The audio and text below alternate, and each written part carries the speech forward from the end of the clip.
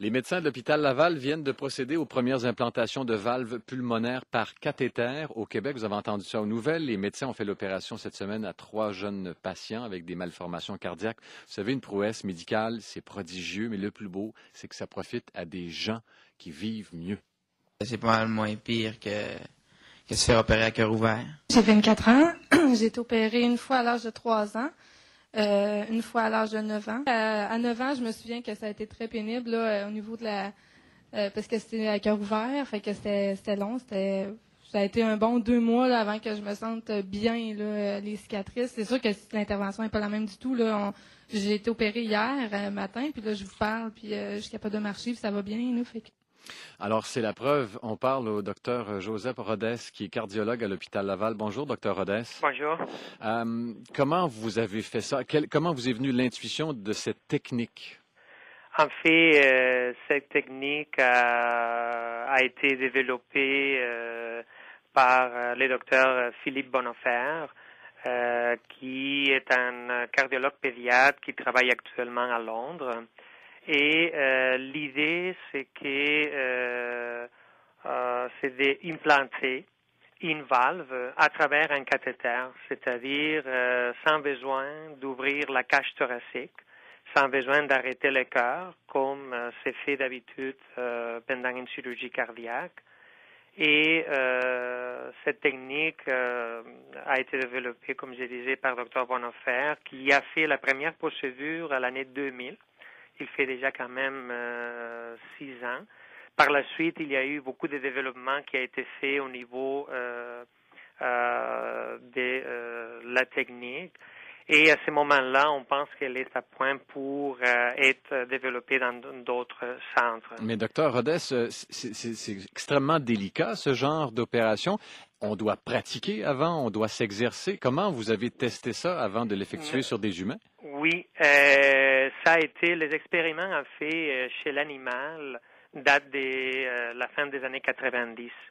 Et actuellement, au monde, il y a déjà environ 180 patients qui ont profité de cette nouvelle technologie.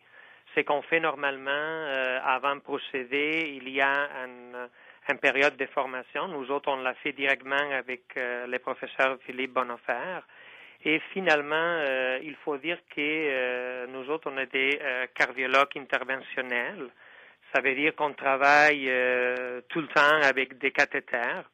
Expliquez-nous, là, vous êtes médecin, moi je suis pas médecin. Cathéter, oui. Valve fémorale, okay. Valve pulmonaire, artère fémorale. Vous entrez un minuscule tuyau par la cuisse et vous remontez jusqu'au poumon et vous allez loger ça entre le poumon et le cœur. Exactement. Et en fait, comme je vous disais, on est très habitué à ce type de technique. Il y a beaucoup de fois qu'on peut avoir un blocage au niveau d'une artère, soit pulmonaire, soit coronaire, des artères du cœur, qu'on va débloquer avec cette technique. La différence, c'est que pour la technique de l'implantation de la valve par cathéter, ce qu'on fait, c'est qu'on va suturer une valve à l'intérieur d'un tuteur, d'un maille de métal. D'accord? Mm-hmm. Cette structure, c'est-à-dire les tuteurs avec la valve à l'intérieur, va être comme pliée sur un ballon, va être montée sur un petit ballonnet qu'on va rentrer à travers la veine de la jambe.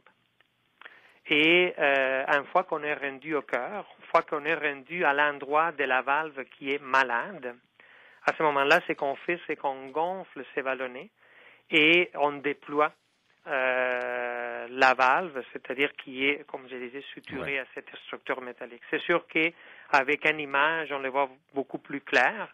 Mais c'est ça, il y a une forme de radiographie vivante ou Absolument. Ça se fait toujours dans des salles qu'on dit des cathétérismes cardiaques. Ce sont des salles avec des rayons. Et on peut voir en tout moment ce qu'on est en train de faire, comment on arrive à monter notre ballon avec notre valve et aussi, bien sûr, pour positionner la valve avant de la déployer. C'est fascinant. Et ça prend combien de temps, cette intervention? Ça prend moins de 2 heures. En fait, les patients sont sous anesthésie générale, surtout parce que quand même les cathéters qu'on rentre à travers la veine de la jambe sont un peu plus gros que d'habitude. Mhm.